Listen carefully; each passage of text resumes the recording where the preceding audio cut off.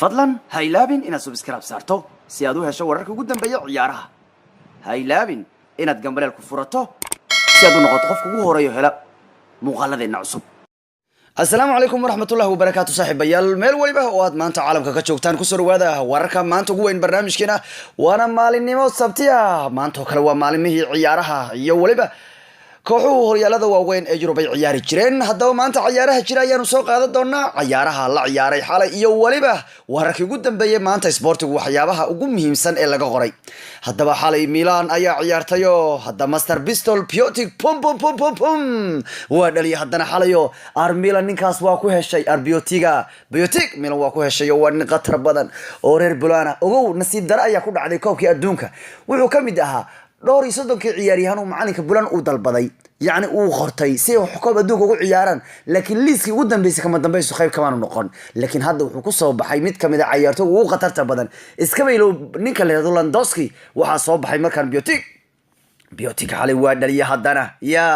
baryahanba Milan taageerayaashu waxay bilaabeen dib u bilaabeenba inay kooxdooda Milan daawadaan hadda ma ogtahay Juventus dadkeeda waa haystaa wali dad kale ku soo kordhay baryahan oo ninka Ronaldo wataaba ku soo kordhayo laakiin dadkii hore Milan taageeri jiray iyo Inter taageeri jiray iyo Roma meelaha kale taageeri jiray baryahan waa ka gaabiyeen nin walba shaqadiisu iska qabsaday ninkii Berfalo iska aadi karo Beris iska fashta waa ka mashquul ciyaaraha ilaan wixii Milan tiim ma cimaamadna oo Inter tiim ma cimaamadna koox dadkii hore marka taqaanay labada koox taageeri jiray labada Milan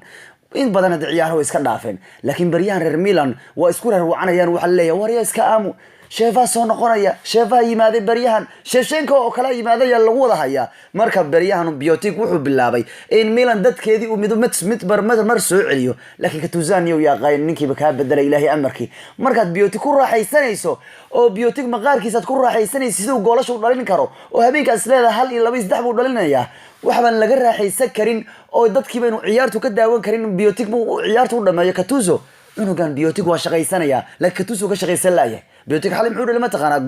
goolkaas wuxuu ka dhignaa inuu dhaliyo goolkii toddobaad uu AC Milan u dhalanayo weeyaan hadda uu yimaadaya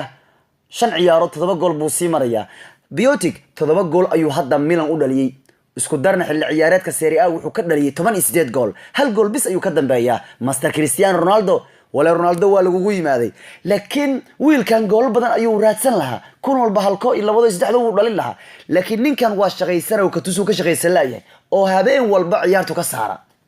war ma ay tahay Gattuso wiilka ka shaqaysta faraha ka qaadnayahay Gennaro wiilkan Piotic wuxuu soo gatay inuu gool dhaliyo laakiin hal ciyaar buu dhameeyay wiilkan 9 daqiiqo ma dhamaysto ninkan 2 iyo 3 iska dhalaa habeen kastaba xalay waa dhaliyay Piotic oo daqiiqadii 49aad ciyaarta ayuu dhaliyay goolka oo looga wada kacay gagado dhan hakaankan haglu ayaana ka caawiya goolka daqiiqadii 49aad kadibna Kayse ayaa mid kale dhaliyay Castelletto ayaa mid saddexaad ciyaartu dhaliyo Milan baryahan waa soo laabatay Rossoneri baryahan waa soo laabatay oo marka wala Ronaldo waa lagu soo hayaa xaliyo Ronaldo waxa laga yaabaa xalay in la gaaro Gattuso ayaaba wiilka u cimaamadeenba Gattuso laga shaqaysan lahayn ninku waa shaqaysanayay Gattuso 9ka wiilka uma wadhameeyaba ma wuxuu ku soo bedelaa marba Cutrone ku soo bedelaa waxay tahay marka qaar xataa inuu garbaha wax ka taabto ama Castelletto taabto ama hakan hoglu taabto xataa hadduu qancinayo ninka la yiraahdo Cutrone inuu iska ciyaarsiyo Piotic inuu ciyaarsiyo malaha ma aqaan goortu Piotic xanaaqi doono ninkaas waa nin qatar badan laakiin Gattuso ayuuba ka shaqaysan lahayo kul walba dhay amal u raacay wada bedelaya marka waa kaayo xalay Milan haddaba maxaanu ka baranaynaa goolka waxa la dhaliyo ciyaartooyga lagu magacaabo Piotic haddaba ogow Piotic waxa uu noqday ciyaaryahankii ugu horeeyay tan iyo 1998 ee Milan afartiisa ciyaar ugu horeeyay horyaalka Talyaaniga gool u dhaliya ninkii ugu dambeeyay ee Piotic ka hor ninkii ugu dambeeyay Milan markuu ku soo biiray afartiisa ciyaar ugu horeeya Serie A gool u dhaliya wuxuu ahaa ninkii la oran jiray Olivier Pirov buu ahaa 1998 midka ka sameeyay marka Pirov kabtiisi hadda la gashiro macnaa dadkii hore kabtooda la gashiro macnaa Piotic waa nin khadar waa ninka karu qatar weeyaan Master Ready bal rada asagoo diyaarsan bay hooyadii dhashay la qabsi uma baahna ninka kan hore Milan kala qabsaday Master Pistol Piotic pum wuu gacanta ka siiyay markaasuu micnuu bistoolo uu qaato uu malayna wada farinaya wixii meesha ku jiray marka Piotic wuxuu noqday ciyaaryahankii ugu horeeyay Milan tan iyo 1998 afartiisa ciyaar ugu horeeya ee Serie A markuu ku cusub yahay kooxda gool u dhaliya tan iyo Pirov marka waa ka Milan hadda 3 ciyaarood u dambeeyay shabaqeeda gool waa ka ilaashatay oo markii ugu horeysay 2004 Rossoneri hadda waxay ku jirtaa kaalinta afraad waxayna ay haystaan 45 dhibcood hal dhibcood bay mataqaana ka hooseeyeen Inter oo weli aan ciyaarin marka waa kaayo Roma 4 dhibcood ba iyagu laga sareeyo Milan ba ka sareyso Roma sanadkan Milan ba u diidaysa Champions League Milan waa soo socota sanadkan intaan ciyaaraha maanta gudu galina haddaba ninka la yiraahdo Deleveyo ayaa xalay qayb ka noqday taariikhda horyaalka Premier League kadib markii uu ninka ka Deleveyo uu xalay dhaliyay hat-trick markii ciyaartu Watford iyo Cardiff ay ciyaareen markaas uu jaray Deleveyo 3 gool u dhaliyay ninka kanu oo ilmihi yara ee Barca kamid ahaa haddaba hat-trickii xal uu dhaliyay Deleveyo wuxuu ka dhigan yahay waxa uu dhaliyay hat-trickiisii ugu horeeyay Premier League ayuu ka dhalinayaa hat-trickiisii ugu horeeyay wayaan uu Premier League ka dhalinayo ninka kanu Isbaanarka ogowna ciyaaryahankii ugu horeeyay wayaan ee hat-trick Premier League ugu dhalanayo kooxda Watford waliba inta waxa dheer inuu yahay ciyaartoygii saddexaad ee Premier League habeen Jimco ah ka dhaliya hat-trick waliba waa ninkii lixaad oo Spanish ah oo hat-trick ka dhaliya Champions League kadib ragii hore Spanish ee gool ka dhaliyo kamid ahaayeen Alvaro Morata hal hat-trick dhaliyay Cazorla hat-trick dhaliyay Gomez hal hat-trick dhaliyay iyo Costa oo hal hat-trick dhaliyo marka Spanish hat-trickada dhaliyo ku beerayo maanta ciyaaraha jira inkastoo aanu aad u badnayn oo ciyaaruhu badankooda ay beriya waxad waa loo yaabaa ya 12 galabdho waxay saayaan Manchester iyo Liverpool halka 7 fiidnimo habeenka ay saayaan Chelsea iyo Man City oo finalka League Cup ka ciyaaraya maqaar birile waa macnaha Kamaldari macaantiisa uga bardhigashadiisa u fariisigiisa u bari laakiin maanta kulama qaar ba iska jiri doono aad aanu cimamad badnayn Tottenham waxay la ciyaaraysaa Burnley maanta saacadu markay tahay saddexda galabnimo 3 daqiiqo ay ciyaari doonaan xitaa Leicester iyo Crystal Palace baa inuu ciyaari doona La Liga ayaa isna la ciyaari doona La Liga waxa ciyaaraya kooxaha kubadda cagta Sevilla iyo Barcelona kulanka ugu adag waxana ciyaartu soo gali doontaa 6da maqribnimo iyo ruub ay ciyaartu soo gali doontaa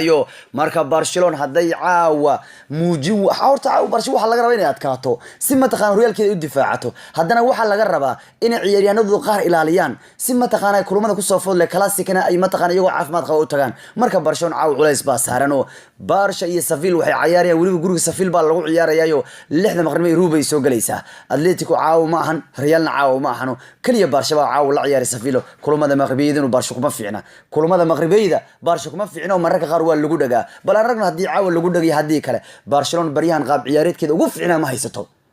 ya walaalkeegiyow Barcelona cimad ma laha ayaantan odaygu waa ka taala Barcelona qaab ciyaareedkeedu waa ka yaala baryahan caad uma ashma ahan marka Barcelona وما مقاركيدي waa ciyaaraysa yani qaab ciyaareedkeedii Barca lagu yaqaan waa ciyaaraysa laakiin natiijadii goolashiya ka maqan marka waa nimankii mataqaana Lyon hadda ku soo korweerayo eber ciyaarteeda la soo galay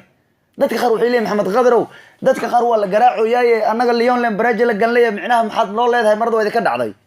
ha waxay marada ka dhacday nin Lyon korweerayo shaqo marabo inkastoo ilmuhu Lyon ay ilma ka weyn ay yihiin oo yani ilmaan u hayn oo yani magacoodu baad isleedahay marka la barbardhigo kooxaha Yurub magacoodu waa ka yar yahay haddana ilmuhu waa qatar waan ogahay laakiin waxaad tiraahdeen Champions League baan rabnaa nin Champions League rabo dhagaweynahaas nin rabo oo balaayo la ciyaar rabo Lyon inuu daahlama rabo sid Lyon ugu daahaysa adiga Lyon inaad ku wararta Lyon dhagaha ku dhufo nin Champions League rabo oo Real Madrid iyo balaayo kale waa Mujano waa City waa Liverpool wixii dhan ee faraq meesh buuxay nin ay ka hor imaan karaan uu rabo inuu koob ka qaado Lyon inuu ku dhuftaal rabaa marka Lyon xataa bariyahan waa ka taalaayo Lyon hadda waxa la bilaabay in dadku ka shakiyaanba ciyaartooygu kooxaha waxay rabaan bilaabay in Messi ka shaqeyn yiraahdaan Messi wax naga ma qaadayo Messi wax naga ma yeelayo odagu jawaab buu ka bixi jiray anu waxaan dhihi jiray idinka Messi kacsateene oo dulqaata Messi lama kacsado hadda dadkii waxay bilaabeen Messi kacsanayaan tan Messi wax laga tilmaamo odagu bariyaan waa hooseeya kolba caawa ciyaartooygu Barcelona dhan waa wada diyaar kolba waxa laga yaabo tababaruhu Sandheer inuu qaarkood nasiisa waa laga yaabayo kulanba ku soo socda marka Barcelona caawa Sevilla muhiim buu yahay kulankeeda inay badiso haddana classic ba ay arbacadu ciyaari doonaan classicadii kale waa ku xigto marka Barcelona 3 ciyaarood oo imtixaan bay dhexda ugu jirtaa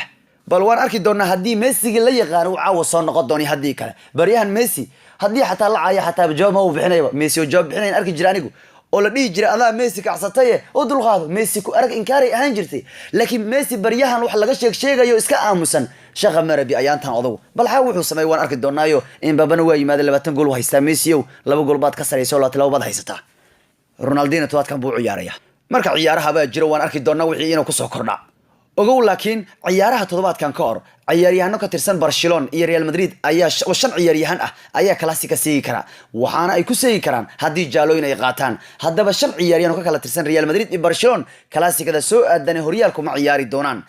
oo la ciyaari doono labada bisha maarso ma ciyaari doonaan waa haddii jaale ay qaataan haddaba shanta ciyaariyaan waxay kala yihiin saddex ka mid waxay u ciyaaraan Barcelona Evan Rakitic Arturo Vidal iyo Lenglet hadday jaale qaataan maanta ay ciyaaraan Clasico way seegayaan haddii Casemiro iyo Nacho ay jaale qaataan kulanka beri ay ciyaaraysa Madrid ayana way seegayaan Clasico marka shanta ciyaaryahan ee muhiimka ayaaba Clasico seegi kara waryaaqay Clasico waxaan dhowr sano baan sugnaa waryaan ku raaxaysana maqaarka maxay tahay jaalayaal iyo roosyaal lagu kala maqnaana maxad noo leedihiin war dhowr sano iska sugnaa Clasico aan ku raaxaysan niman iyadoo la kala maqnayn aan daawano waa kay hadda shan nin baa khatar ugu jirta haddii maanta Rakitic la fariisin lahaa ama Arturo Vidal la fariisin lahaa ninka la yiraahdo Arturo Melo ma caafimaad qabo oo hadda uu tababar ku soo noqday marka khatar lama geli karin ninkaas caafimaadkiisa marka waxaa laga yaabaa Rakitic maanta kale inuu ciyaariyo Arturo Vidal Sevilla waa wax la qaadana Arturo Vidal inuu qaadana wax iska cad waa marka jaalayaal haddii qaataan Rakitic iyo Vidal ama Lenglet waxa weeyaan qatar bay ku jiraan haddii Lenglet la fariisana la yiraahdana waxa la ciyaarsiin karaa horta dhexda waxa la ciyaarsiin karaa xataa Roberto Aleni Busquets baa la ciyaarsiin karaa si labadaas aan loo ciyaarsiinin laakiin Valverde la yiraahdo asaga Sandere wax walba ka macquula adoo waxaad u baahan tahay kuma safo wixii la badbaadin rabana waa safa asaga waxaas waa yaqaan waa shaqadiisa kolba Real Madrid ayaguna Ramos baa ganax kaga maqnaanay todobaadkan Nacho ma fariisin karo laakiin Casemiro booskiisa waa laga yaabaa in dad loo helo wararka ugu weyn maanta ciyaaraha waxaa kamid ah warar ayaa sheegaya Arsenal director ay ka dhigi doonto director kooxda Roma ninka lagu magacaabo Monchi ninka la yiraahdo waa nin suuq kaliibsiga ciyaartooyga aad ugu fiican oo ciyaartooy fiican kooxda u soo gadi kara Mir iyo Marco bana qoraysa in ninka Arsenal aad ugu dhowdahay Zidane ilaa hadda miyuu Chelsea tababar u noqon karaa ha wili Chelsea tababar u noqon karaa Zidane waxaana la siin karaa Zidane labadii boqol u dalbadana waa la siin karaa wallow suuqa laga xiray Chelsea oo laba suuq soo aadan in ciyaaryahan soo iibsan karin haddana waxaa laga yaabaa Chelsea in racfaan ay weydiisato maxkamadda ugu sareysa isboortiga ee kaas waxaana suurtagal ah Chelsea in la siiyo hal suuq sidii Barcelona loo siiyay hadda koor hal suuq in la siiyo laga yaabaa Chelsea oo la yiraahdo ciyaaryahan darabtaan hadda gata labada suuq ku xiga waa ganaxantiin marka Chelsea waxa laga yaabaa in Zidane ay tababar ka dhigaan still oo labadii boqol u dalbadina farax laga saaro Icardi ay iman kara waxa iman kara Isco waxa iman kara nin raado Koulibaly rag badan buu Zidane kaysanaya hadii tababar looga dhigo kooxda tanu walow xataa Juventus laga yaabo Allegri inay raacdayso hadii Champions League laga reebo sanadkan haddana Zidane wali Chelsea uu qaban kara oo tababar u noqon kara Zidane Chelsea macnuhu Chelsea suuq hadii laga ganaaxay wali wax waa soo qaadan kara laakiin waa racfaan hadii loo siiyo in hal suuq loo fasaxo marka saada ka hor Barcelona sano kala suuq looga xiray laba suuq baa suuq looga xiray laakiin waxa loo ogolaaday hal suuq oo la yiri ciyaaryahanada darabtaan iibsada labadii suuq kadib aad la ganaaxayay marka Chelsea waxa laga yaabaa fursad in loo siiyo ciyaartooyga raban ay ku gadan karaan oo Zidane uu ku qarash gareey karo suuqu kadib ciyaaryahanada markay qaataana suuq kala iibsigu laga xiri doono labadii suuq ganaaxooda ay mari doonaan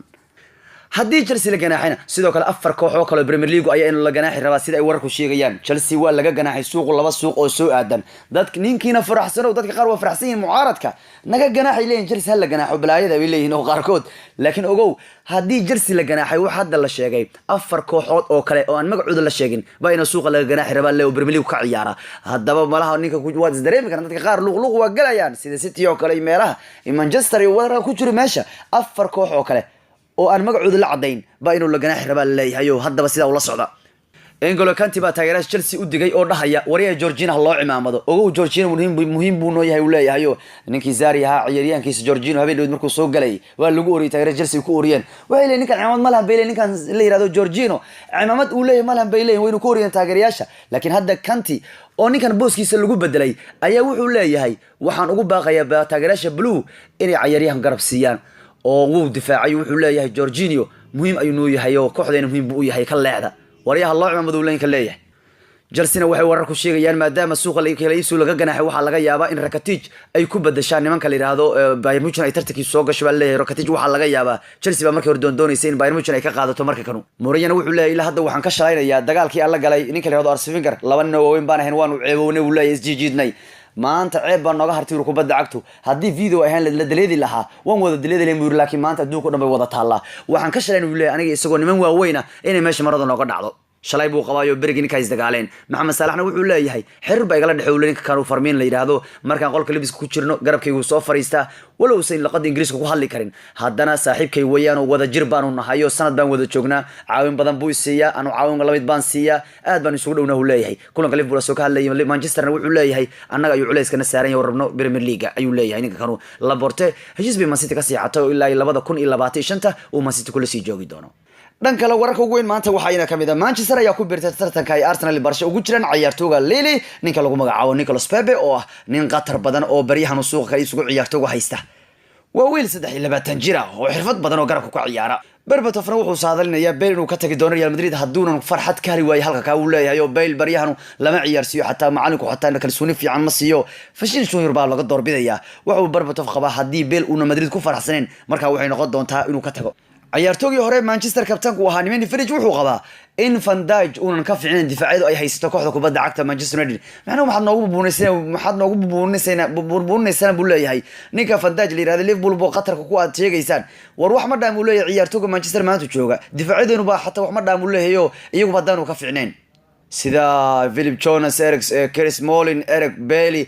dhammaantood ayaga ayaaba ka fiican buu leeyahay oo waa nin Manchester aawi ah Liverpool ma jeclo halka kanti uu leeyahay waan ku faraxsanahay qaab booska uu bedelay hadda ninka lagu magacaabo Zari walow taageeraha Chelsea ay leeyihiin kanti booskiisa daafaca dhexe loo soo celiyo Jorginho ka ciyaaro Chelsea waxa laga yaabaa Steve Holland ay ka dhigato tababaraha ku meel gaarka haddii todobaadka soo socda Marouzi Sarri la casilo waa loo badinay in la casili doono maxaa yeelay bari haddii guuldari ka soo gaarto Man City waxa laga yaabaa ninkan xilka laga qaado ku meel gaarkii baa la sii raadinayaa marka halka Neymar iyo Mbappe uu qabo ninka la yiraahdo Sheikh Nasser Khalifa